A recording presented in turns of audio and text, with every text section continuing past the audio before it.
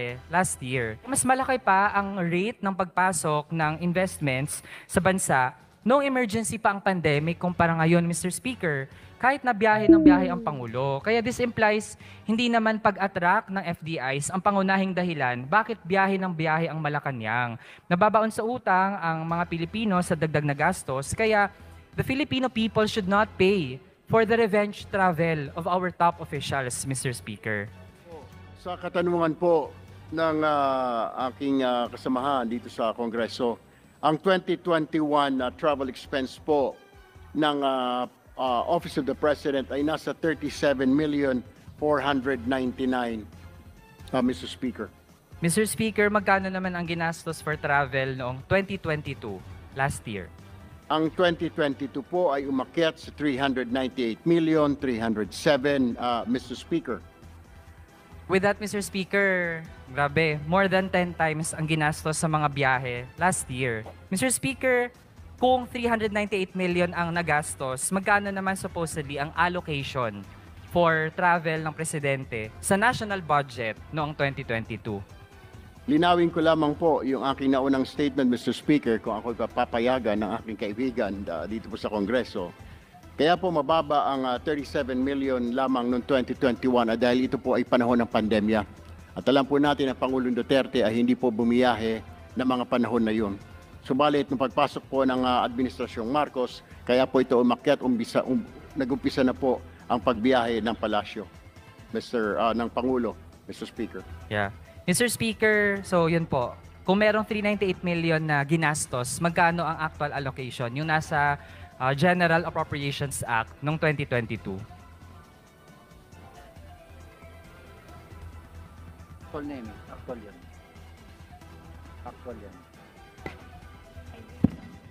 Ito po ang, Mr. Speaker, ang aktual na pondo na gamit, 398,307,000, Mr. Speaker. So Mr. Speaker, pero yung nasa GAA po, supposedly yung inalot lang ng Kongreso for travel, magkano po siya?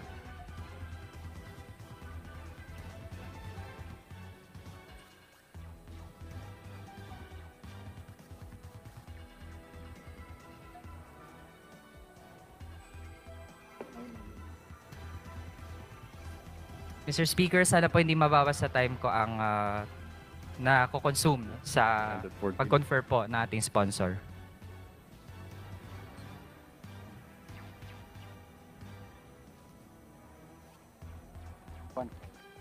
Mr. Speaker, ako po humihingi ng paumanhin sa aking pong kasamahan sa Kongreso, pero ito po ay 314,372,000, Mr. Speaker.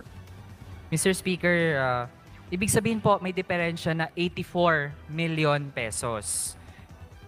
Mula dun sa kung magkano yung inallocate ng Kongreso tsaka sa aktual na nagastos ng Pangulo for 2022.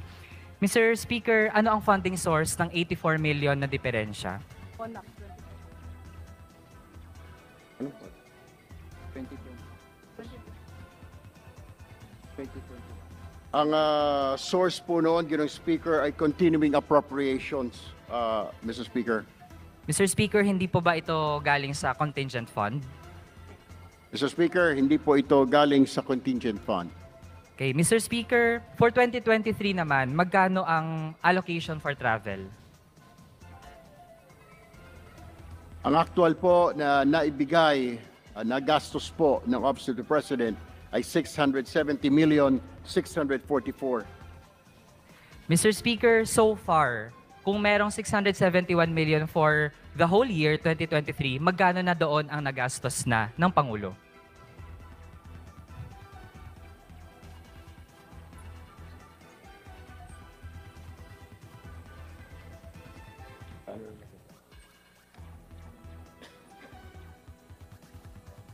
So far, Mr. Speaker, ang nagagastos po ng Office of the President para sa travel expenses ay nasa 418,535,969.46, Ginoong Speaker. Mr. Speaker, magiging sapat ba ang 671 million o kailangan maghanap ng dagdag na funding source para sa matitira pang travels ng Pangulo for this year?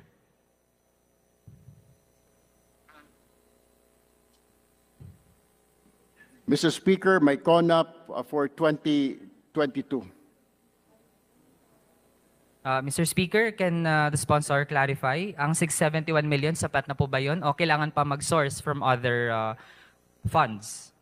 Ito po, Mr. Speaker, ay sapat na dahil kung titingnan ho, ngayon ay nasa Oktubre na ho tayo and wala na po mga mukhang ang travel ng Pangulo ay limited na sa mga panahon po na ito, Mr. Speaker. Mr. Speaker, for 2024 naman, ang travels ng Presidente ay shouldered ng alin pong line item sa budget, tsaka magkano?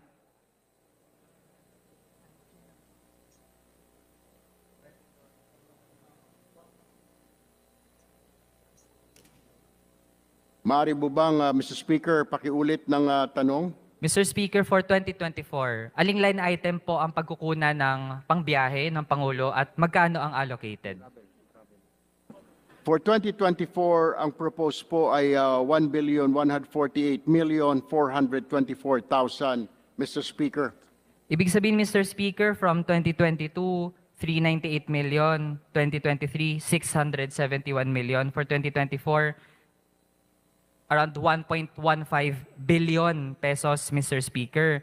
Almost doble pa iyan ang travel budget ng Pangulo sa taong ito, Mr. Speaker. Magiging doble ba ang bilang ng trips o doble ang bilang ng mga sasama? Mr. Speaker, balak ba ng Pangulo na pumunta sa Formula 1 sa Singapore sa 2024? Ang 2024 po, ito po ay propose pa lamang at ito po ay request pa lamang. Ina-anticipate po na marami pong magiging biyahe ang Pangulo para po makahikayat pa ng mga investor, Mr. Speaker.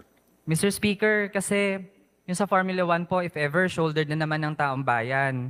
Kaya po, we'd like to know in advance, Mr. Speaker, pupunta po ba sa susunod na taon sa Formula 1 sa Singapore ang Pangulo?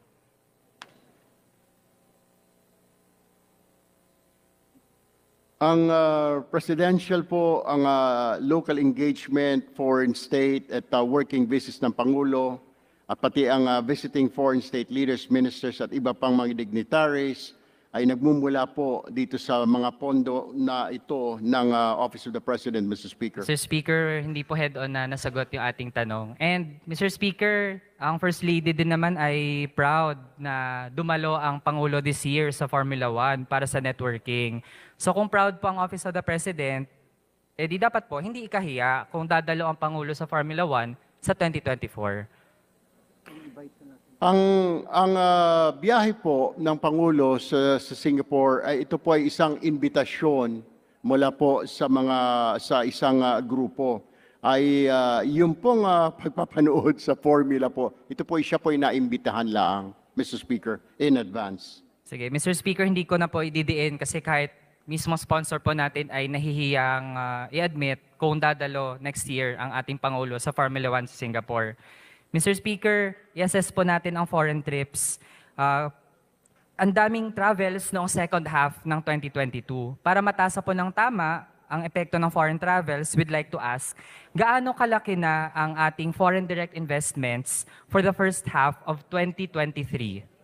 Bago ko po sagutin yan, Mr. Speaker, ang kanyang tanong, babalikan ko muna yung tanong po ng aking kaibigan. Yung hinggil po sa Formula 1, ito po ay upon invitation. So hindi po natin sigurado kung may mga invitations pong darating sa Pangulo next year at kung meron po siya mga invitations for a meeting, yun naman po ay sinabay lamang. Nauna po kasi yung invitation para po dun sa business conference meeting sa Singapore at yung Formula 1 racing naman po, yun po naman ay sideline lang ho dahil siya po ay naimbitahan, nabigyan po ng ticket, Mr. Speaker, as far as I know, Mr. Speaker. So Mr. Speaker, sa foreign direct investments, gaano po kalaki ang ating FDI first half of 2023 tsaka first half of 2022 na rin?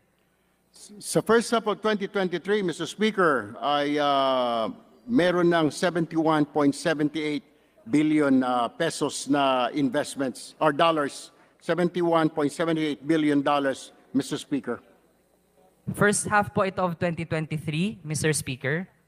Total po yan, Mr. Speaker. Pero sa first half lang po ng 2023, Mr. Speaker.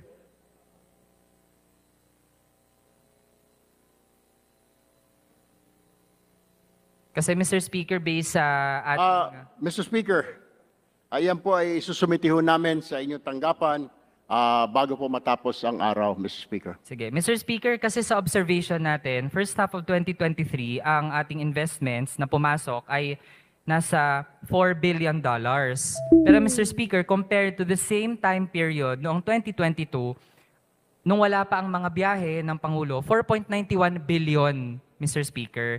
Tapos noong 2021, buong taon na po, Mr. Speaker, $10.5 billion. Or kung half year, nasa $5.25 billion, Mr. Speaker. Kaya mas malaki pa ang rate ng pagpasok ng investments sa bansa noong emergency pa ang pandemic kumpara ngayon, Mr. Speaker.